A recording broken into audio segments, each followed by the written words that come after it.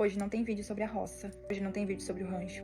Hoje o vídeo é muito especial. Eu tô passando aqui para contar para vocês um pouquinho de como Jesus mudou a minha vida, como ele transformou a minha vida. Faz dias que o Espírito Santo vem me cobrando para eu falar sobre o meu testemunho.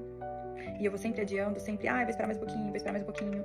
E chegou o momento de vir aqui falar. Em junho de 2024, eu tava vivendo uma vida completamente que, ao meu ver, tava tudo bem, mas não tava tudo bem. Era uma vida de festa, era uma vida de muita bebida, era uma vida de cigarro, era uma vida de droga. Eu me sentia muito sozinha no meio de um monte de gente. Quando eu estava em festa, quando eu tava bebendo, quando eu tava fumando, eu me sentia bem.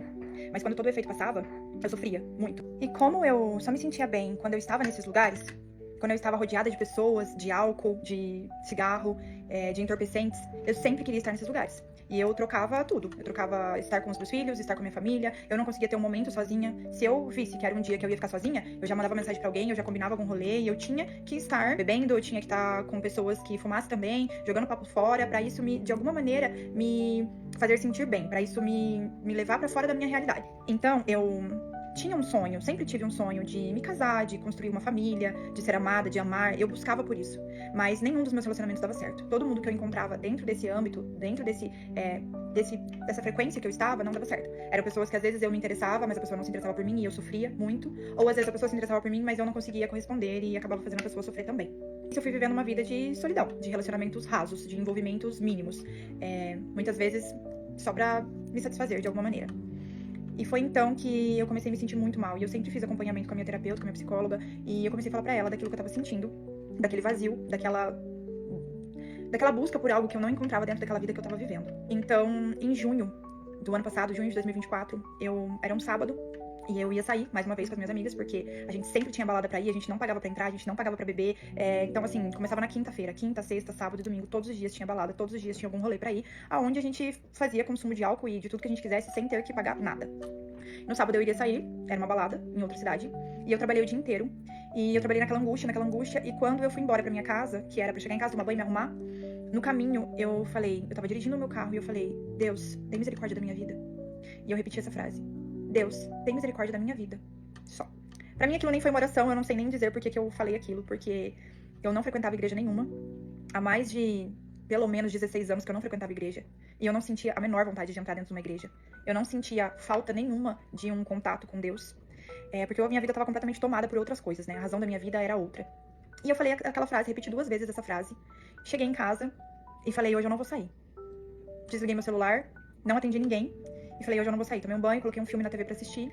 E eu peguei meu celular pra postar um stories do filme que eu tava assistindo. Nesse stories que eu postei, um amigo meu, que eu havia feito faculdade com ele em 2010, 2011, por aí, eu não tinha mais nenhum contato com ele. Ele respondeu meu stories e a gente começou a conversar. E nessa conversa, nesse mesmo sábado, ele me falou do quanto Jesus tinha mudado a vida dele, do quanto a vida dele tava diferente, que ele tinha parado de fumar, que ele tinha parado de beber, que ele tava tocando na igreja e que a vida dele tava completamente diferente, a vida dele e do filho. E nessa conversa ele me mandou um louvor e ele falou assim, Tami, se você não quiser ouvir, pelo menos vê a letra desse louvor. E só. E eu lembro que eu falei pra ele assim, nossa, eu achei muito lindo as coisas que você falou, mas isso não é pra mim, eu não quero ir pra igreja, eu não quero abrir mão das coisas que eu faço, eu não quero parar de fumar. E eu era completamente viciada em cigarro. Eu tava numa fase que eu já fumava quase uma carteira inteira por dia. De ansiedade e pra passar, pra aliviar aquela angústia que eu sentia. E quando eu fui dormir, eu ouvi a música, o louvor que ele tinha me mandado. E eu chorei muito, muito sozinha na minha cama, sozinha na minha casa. E eu falei, Jesus, se o Senhor tá tentando falar comigo, então fala comigo. Eu tô aqui, eu quero te ouvir, eu preciso de você. E eu dormi. E no outro dia, no domingo, eu acordei e falei, hoje eu vou na igreja. E, gente, quem me conhece sabe que eu jamais pisaria dentro de uma igreja por vontade própria. E não foi porque aquele meu amigo me chamou, porque ele é de outra cidade, ele frequenta outra igreja. E eu falei, eu vou na igreja hoje. E eu fui na igreja. E só um adendo nisso tudo. Eu consultava, quando eu estava, né, nesse tempo meu totalmente perdida, sem rumo, eu consultava muito o tarô. Eu tinha uma pessoa, uma amiga, que ela faz leitura de tarô, e eu me apegava muito nessas coisas. Tudo que acontecia na minha vida eu pedia pra ela ver no tarô, se ia dar certo, se era pra mim, se ia pra frente, ou se era pra eu desistir. O tarô era o meu guia.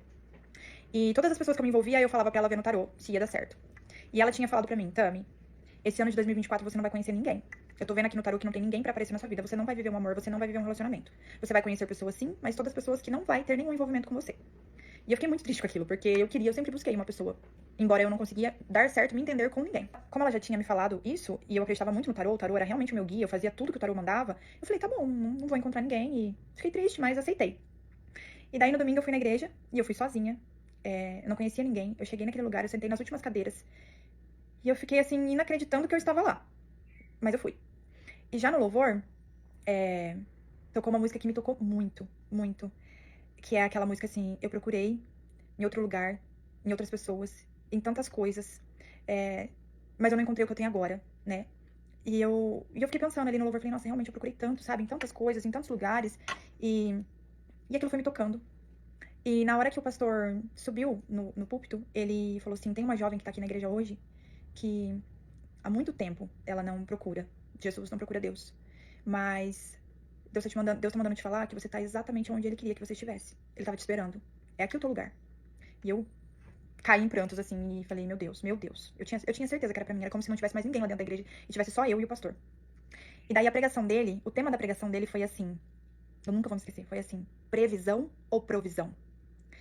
E o pastor falou assim, às vezes você recebeu uma previsão na sua vida, às vezes você recebeu uma previsão negativa na sua vida, mas quem dá a provisão é Deus. É Deus que dá a última palavra. Não é nenhuma previsão. É Deus quem fala, é Deus quem dá, é Deus quem faz. E eu falei, meu Deus.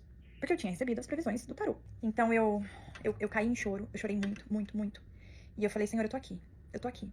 Eu tô aqui e eu não tenho forças pra fazer isso sozinha. Eu não tenho forças pra fazer isso sozinha, eu não consigo fazer isso sozinha. Mas se é isso que o Senhor quer da minha vida, eu tô aqui. Me ajuda, me ajuda. E eu lembro que eu orei e eu falei assim, Senhor, eu não quero nunca mais sair da tua presença. Eu não quero nunca mais. Eu quero que essa seja a minha realidade.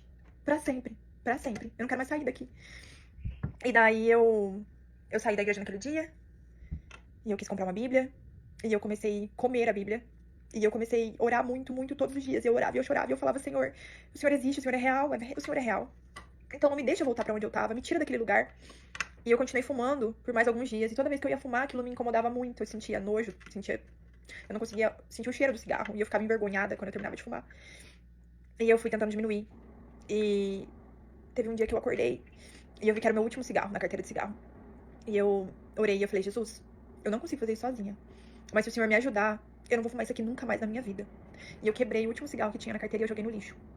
E eu nunca mais coloquei um cigarro na minha boca. Só que pra quem é fumante, sabe que isso é muito difícil. Tem toda uma abstinência, um tempo. Eu não senti nada. Nada, eu não tive um sintoma de abstinência. É como se eu nunca tivesse colocado um cigarro na minha boca. Eu não tive dor de cabeça. Eu não tive nervosismo. Eu não tive hiperfome, né? Trocar o vício por outro vício. Eu não tive nada disso. Foi como não. Jesus me limpou. Ele me limpou de dentro pra fora. Qualquer vestígio de nicotina que tinha no meu corpo. Eu nunca mais fumei. Eu nunca mais bebi. E não é porque a igreja me proíbe. A igreja não proíbe nada. Eu nunca ouvi o pastor falando, você não pode beber, você não pode fumar. Nunca. Mas o Espírito Santo, quando ele te preenche, você não sente necessidade dessas coisas. Você não sente necessidade de se entorpecer com coisas que vai te aliviar, porque o teu alívio é o Espírito Santo. O teu alívio é a caminhada com Jesus, porque ele é lindo, porque ele é real, porque ele faz as coisas acontecerem, porque ele transforma vidas. Hoje, a minha vida é outra completamente diferente. Junho, julho, agosto, setembro, 3 meses depois que eu tava na igreja, eu conheci uma pessoa. E hoje é dia 21 de março. Nosso casamento tá marcado pro dia 4 de abril. Em 15 dias eu vou me casar. Então, Deus me mostrou que não é a previsão que dá rumo à minha vida, que gere a minha vida. Quem governa, controla todos os meus dias, tudo que eu sou e tudo que eu vou ser é Deus. Então, hoje eu tô passando aqui pra dizer que Jesus mudou a minha vida. Mudou a minha vida pessoal, sentimental, emocional, a minha vida familiar, a minha vida financeira. Ele me deu um amor, ele me deu uma família, ele me deu um noivo que logo vai ser o meu marido. E quando a gente caminha com ele, quando a gente se entrega pra ele, quando a gente reconhece ele como único e suficiente salvador, as coisas mudam. Ele transforma. Não existe nada, nada, nada debaixo dos céus, nessa terra, que não possa ser transformado, modificado, curado, aliviado pelo poder do nome de Jesus.